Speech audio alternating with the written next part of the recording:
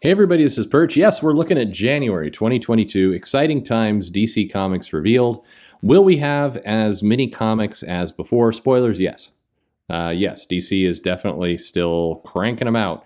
Lots of comics, lots of things. Expecting a lot of resolicitations as things slow down and everything else. But as you can see, we're all about Aquaman's blue camo uniform. So how about that? There he is, blue camo. Anyway, we'll get it in the movie. So I mean, they're going to make a big deal out of this, that there's a blue costume, but I think they're going to mess it up a little bit by overemphasizing the fact that the blue costume is there almost as an Easter egg, and remembering that, like, hey, still the more primary view of Aquaman a lot of people have is not this costume, but it's nice to see it back. I mean, sure, why not? I don't know if this would camouflage you well though. If you're swimming through the water, I mean, it would be okay, but you still got this big blonde head coming at you, and plus the water is going to ripple when you're so. Anyway, I don't know. I'm overthinking it. Yes, thank you. Anyway, let's take a look. Yes, it's a lot of Batman. No, I'm not going to put the Batman sound effect in because I guarantee you would be sick of it by the time we're all done here. But here is Black Label Batman One Dark Knight #2 by Jock. Powers out around Gotham. Gotham is just a complete hellhole of basic human infrastructure things. You do not have good water. People are poisoning it constantly. You've got smog. The electricity is constantly coming and going. Buildings are falling apart. Earthquakes. Like, no one in their right mind lives in Gotham. This is whenever comics get to the realism aspect. Nobody's living in Gotham. It's like, well, what about the poor? They can't afford to move. The poor wouldn't be living in Gotham either. They would be moving. They would move. They would go to places that have jobs because no company would actually produce here. Gotham would be nobody would live in Gotham. Anyway, it's fine. I'm overthinking it. Thanks. Batman the Knight. This is the new title, was just announced. Chip Zdarsky coming in to tell us Batman's origin. I've always wondered how that happened. It's pearl necklaces everywhere, falling on the water. Oh, there's Greg Capullo doing a little cover, very reminiscent of his run. He's got that little pinky out to show he's fancy. Anyway, this is I'm in jest. This is the angry, damaged young man growing up to learn how to fight and do stuff. So cool. Batman 119, Batman versus Abyss. This is Josh Williamson is on the title. This brand new villain, Abyss, or as I like to call it, we need some new IP. Oh, that's a cool cover. What else we got here? There's some nice stuff here. We have for years, Batman's used the darkness as a weapon. Now an enemy turns that darkness against him. Yikes, that's always bad. Detective Comics 1049, a title that is going semi-weekly here. Mariko Tamaki, Ivan Rice on this one, and that's an unflattering nose. Anyway, what happened to the Huntress when she goes into Arkham Tower, and it seems too good to be true, and amazingly, it's too good to be true. Who would have ever guessed that it's not too? Yeah, this neon. Anyway, cool. So we got that. Detective Comics 1050 special anniversary issue will be priced as such? Not really, actually. Okay, there you go.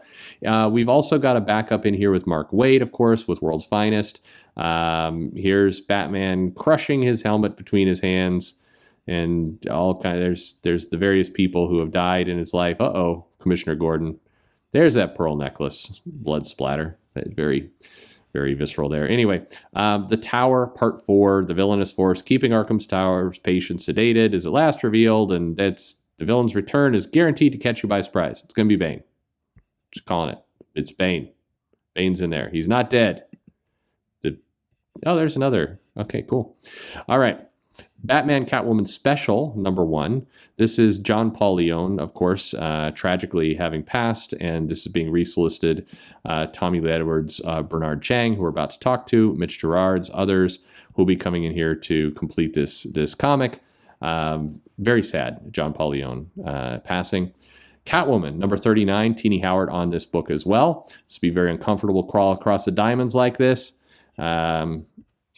This isn't helpful. Plus, I'm also thinking, while this looks like a very expensive ruby, I think the value of all this stuff she's just crawling on is going to be more than this. So I'd get a big bag and collect all. That's what I would do. I'm not a cat burglar, so what do I know? Dark Knights of Steel, which people tell me has nothing to do with Batman other than the fact that Dark Knights is in the title and Batman is in it. Anyway, this is the medieval DC Universe alt world kind of thing that Tom Taylor likes to do. Maybe maybe there will be some some topics on wealth distribution back in the in these times. Anyway, we'll find. Justice League versus Legion of Superheroes, number 1 of 6. Brian Michael Bendis, Scott Godlowski doing this one. Only one cover. No, somebody doesn't like Bendis as much as they used to. Anyway, 1,000 years in the future, great darkness is coming. There's a gold lantern here, and 2 teams must come together to fight this horrible battle. But first, they're gonna have a big fight, and the Legion of Superheroes are all gonna be super impressed. I guarantee you one thing in this comic is gonna be the Legion of Superheroes meet Naomi for the first time, and they're like, "Oh my God, you're the most popular hero in all of history. You don't know it yet, but you're going to become the most popular character that any of us have ever seen. We're so impressed to meet you. It's amazing." And the other Justice Leaguers are going to be standing around there like, "Whoa, I didn't know that." Superman and Wonder Woman will be like, "Oh, you're the," and Naomi is going to be like, "Oh, gosh, I have a big legacy in front of me." And then, spoiler, this character will fade to the background. Superman Robin special. This is Return of the Super Sons by Pete Tomasi, Victor Bogdanovich. This is wanting to tackle kind of the now grown-up John Kent and Robin. They've speculated that they're going to do some things where Damian's going to react to John coming out as bisexual. But here's the interesting thing. Is John coming out as bisexual? I mean, when I say coming out, I mean, he's got this relationship, but is John Kent going to sit down for an interview and fly around? Like, is anybody really going to know about this? Is this relationship here? Is anybody going to know? I tend to think not, but I don't know. Anyway, we'll see. I don't know if there's anything for John Kent to react. I mean, for Damian to react to. I guess that's my point. There's some missing stories here, but whatever. Return of the Super Sons. Peacemaker, disturbing the peace. One shot. Garth Ennis. Peacemaker is pee and blood, and that's always a bad sign that you've been eating Chipotle. See? I'm going to go after another chain now. Batman, Detective. This is a collection from the Tom Taylor, Andy Kubert series. And here's Batman the Imposter collection by Tomlin and Sorrentino.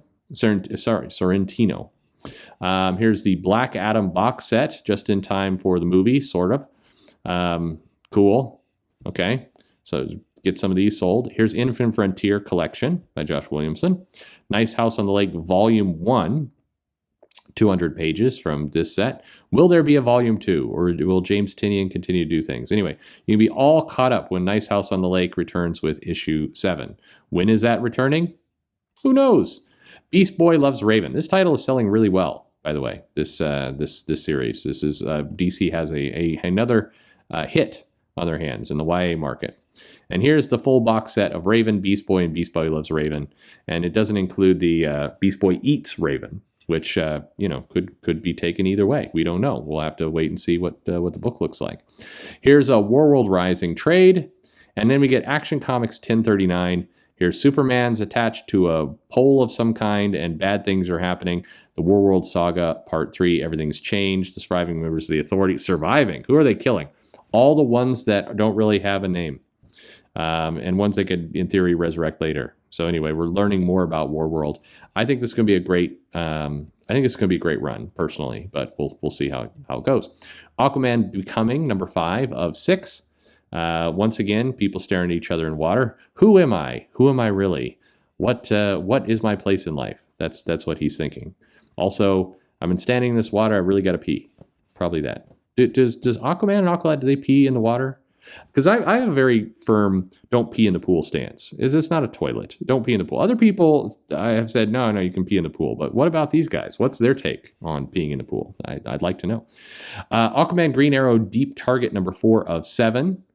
Okay, cool. This just shows the bigotry of DC, that they give the straight character 7 issues, but the gay character just 6. So do better, DC. Batgirls, number 2. It's bubblegum and slushies on a rooftop. There we go. Becky Cloonan and Michael Conrad on this one. Big B, for Batman versus Big B, A Wolf in Gotham, number 5. They get trapped in a book and somebody's kind of smashing them. Who is it? It's the world-bending conclusion between Gotham and Fabletown. Fabletown's obviously the better place to live. Like, no wonder. All the Gothamites are like, let's go live with the crazy Fable creatures rather than this dystopian hellhole that we live in. Blue and Gold, number 6. Looks like some guy with a fancy helmet's wanting to rip up this poster. They're trying to, I don't know, they're trying to get social media clout is kind of the purpose, I think, behind this comic. So maybe this is, I don't know, this is Twitter here, angry. Who knows? Well, I don't know what's going on with this book. DC versus Vampires #4. All right. We get vampires. Looks like Wonder Woman's a vampire here. So this is James Tynion, Matt Rosenberg. Batman has confirmed who in the Justice League have been turned into a vampire. Thinking it's Wonder Woman, but maybe Superman too. It's the red eyes. Hero versus hero. Who's the vampire king? It's going to be somebody like the Ray. Like, it's like, oh, okay. Deathstroke, Inc. #5, which is getting canceled. So this was an ongoing series. It was an ongoing series. Now it's a 7-part series. So it isn't getting canceled. It's surprise miniseries approach by Josh Williamson. Green Lantern #10. This is promising to be a big moment in the series where John Stewart, something big is going to happen. One will change his role in the DC universe forever.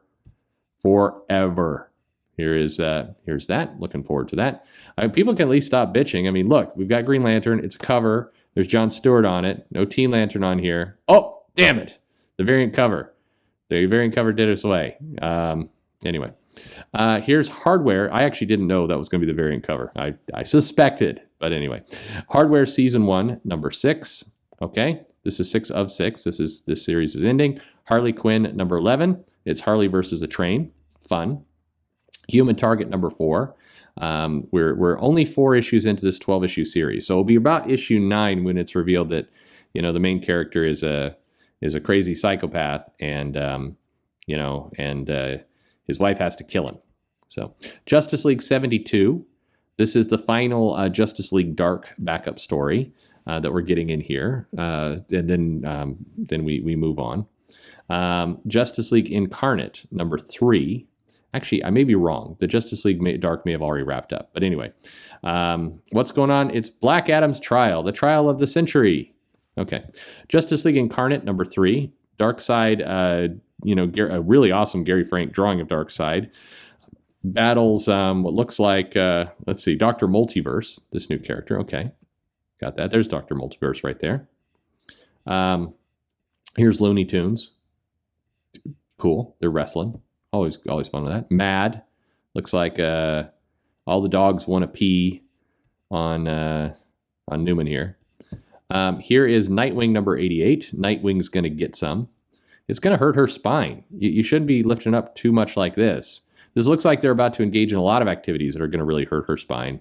And, Oracle can't take that. You got to be careful. You got to be careful, Dick. Careful.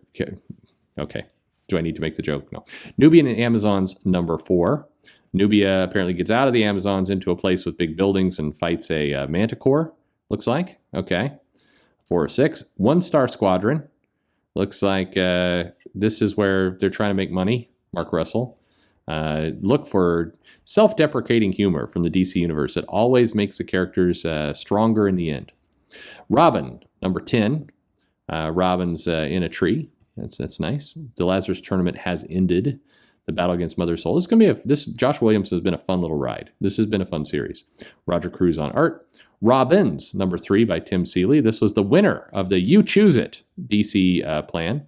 And in this one, it's the copycat villains and the Robin that feels slighted. Maybe leaving the Robin mantle behind might be their only option. It won't be, but okay. We're at the midway point. Suicide Squad, #11. In this issue, the Suicide Squad goes up against some bad guys, and Amanda Waller looks on ominously like she actually has a different plan up her sleeve, because that's how it goes. Ambush Bug. All right. I don't see anything with Ambush Bug here. Okay, fine. Suicide Squad King Shark, #5. King Shark bites somebody's foot. Okay, that's going to be it's going to be bad for you. Superman 78, #6. I think this is a final issue by Robert Venditti. Superman against Brainiac, picking up after the second movie. Have some balls, guys. Do one that takes up after the third movie. I want to see the continuing adventures of Richard Pryor and Superman. Superman, son of Kal-El. Superman goes on a protest. School strike strike to climate change. Strike taught climate change is what it looks like. They're talking about climate justice. All right. Superman is about climate justice. After life-changing events of issue number 5, because he's dating Jay Nakamura, they're ready to strike back. Wait, they're ready to strike back after starting to date? Okay. They're on a collision course with the kind of power that is used swatting powers out of the way. Superman's not. Why doesn't, instead of doing this, here's an idea. Superman, go find Mr. Terrific, right? Get some of the other big brains of the DC universe and start working on climate change. You're protesting on like a pier, it looks like. And you got some octopus tentacles. I mean, that's fine, but there's a more effective way to do this if you really care about the environment. I'm just saying. Then school strike for, it's for climate change. Of course it's for. It looked like school strike taught climate change at first. I can't read. Task Force Z, zombies. And looks like the zombies are going to eat the Red Hood. That's not good. Never good to get eaten that way. Anyway, Teen Titans Academy. Red X. Is it getting revealed? It is not. It is not. Flash, number 778. Flash versus Detective Chimp. All right. With Jim World. Justice League Dark showing up here. That's cool. Yeah, so I was right. So it was Justice League Dark is wrapping up in Justice League before this and is now coming to Flash 778. It certainly sounds like Ram V is done at DC based on his statements, but maybe not. No rumors, just seeing that. This is Wonder Girl. It says both a nice cover and a creepy cover, and I'm always concerned when a horse shows up in the mix because this horse is probably horny, like we saw from Supergirl and then also Lois Lane. I mean, this horse, you know, Jolie Jones is back on art, which is pretty awesome. So Yara's found her sisters. That's cool. Wonder Woman 783 looks like Wonder Woman and Steve Trevor fights Dictator guy with those nice little shoulder pads there. It's always fun. Evil force behind it has emerged. Okay, Image Maker sounds like a knockoff of Photoshop. Wonder Woman Evolution number 3. God, she's evolving terribly there. Is that okay? That's better. That's better. And look, wait, are we done? We're into the collections now. All right, here is Batman the Penguin. And it's a hardcover Batwing Luke Fox. It's nice they're putting this out months after they introduced this character back into things. It's good thinking there. Catwoman of East End Omnibus. That was, for whatever reason, clunky for me to say. DC Comics Generations. How could we forget this? The title that introduced us to the Linearverse. For $20, it's a steal. DC poster portfolio of Ginny Ferson. Now that's going to be awesome. Here's one with J.H. Williams. Apparently, I don't like him as much because we get no preview there. Deceased Hope at World's End collection. Man of Steel. This is Superman getting some with Wonder Woman, thanks to John Byrne. Why the Last Man Compendium number 2. This show is nothing like the comic in many respects. Drive me crazy. Fourth World. Arkham. Wait a minute. We're back. Arkham City Order of the World number 4. I thought we were off into. I was starting to feel optimistic. We were into the hardcovers, but nope. Okay, Dan Waters and Danny on this one. Not to be confused with Arkham Tower, also going on at this time. Batman 89, number 6. I'm never going to get used to Billy D. Williams as Two-Face like that. I mean, it would have been cool in the movies, but it's weird looking at that now. It's like, what happened to Lando? See, this is what you get when you get too horny for that robot. She fries half your face. Nobody's going to get that. Batman Urban Legends number 11. All right, we got that. So I got a reminder in the bottom of my screen. Thanks for that. This is Vita Ayala and Nicola. I'm not going to pronounce that, but that's cool. Join forces about Batman and Zatanna. Ace the Bat Hound. Cool. The goodest boy in the DC universe. Nice. Not as good as Mayor Goodboy. Black Manta number 5 is about to get punched in the mush by Chuck Brown. Crush and Lobo number 8. I thought this title was over. It's still going. Okay, this is the last issue, though. Mariko Tamaki putting this one together. Daddy-daughter action. Not like that. Jesus. DC Horror presents Soul Plumber. Apparently they got a demon baby here. Detective Comics 1047. Wait a minute. Why the hell is this down here? When I don't even know what's going on. 1040. Oh, it's because these comics were revealed last month when they put January into December for reasons that nobody understands. I get it. We actually have seen these before. All right. Well, here's more Arkham Tower things. Here's, I guess, Harley Quinn painting some shit. Cool. That's a nice cover. I like this one. That's cool. I like that dynamic. All right. Future State Gotham, number 9. Punchline. Who doesn't love Punchline? A lot of people. Punchline's. Here's Harley Quinn, the animated series, the Eat, Bang, Kill Tour by T. Franklin, who posts crazy videos on YouTube. I'm just going to say that. I Am Batman number 5 by John Ridley. Very cool. Justice League Infinity number 7. Pennyworth hangs out above a pyramid. Yeah, how could I forget this? Of course. Robin and Batman number 3 by Jeff Lemire. This is 3 of 3. This is the final issue. Supergirl, Woman in Tomorrow number 7, which is the penultimate issue of Supergirl getting drunk in space and finding depressing things about herself. Batman and Scooby-Doo Adventures. I'm going to cast doubt that Batman would participate in a water skiing human pyramid. Joker Presents a Puzzle Box number 6. Joker number 11. Looks like bad stuff's about to happen here. Titans Unite. This Kyle has got to be ending soon, I think. Justinian leaving. I'm betting this title is about to end. Just guessing. Titans United. Hawk and Dove. Who doesn't love that? And that's it. We're done. That's DC in January. What you buying? What you interested in? Let me know. How excited are you? DC continuing to bring the comics. So many of them. Just scroll and scroll and scroll. Okay. Anyway, Justice League Legion of Superheroes, huh? Huh?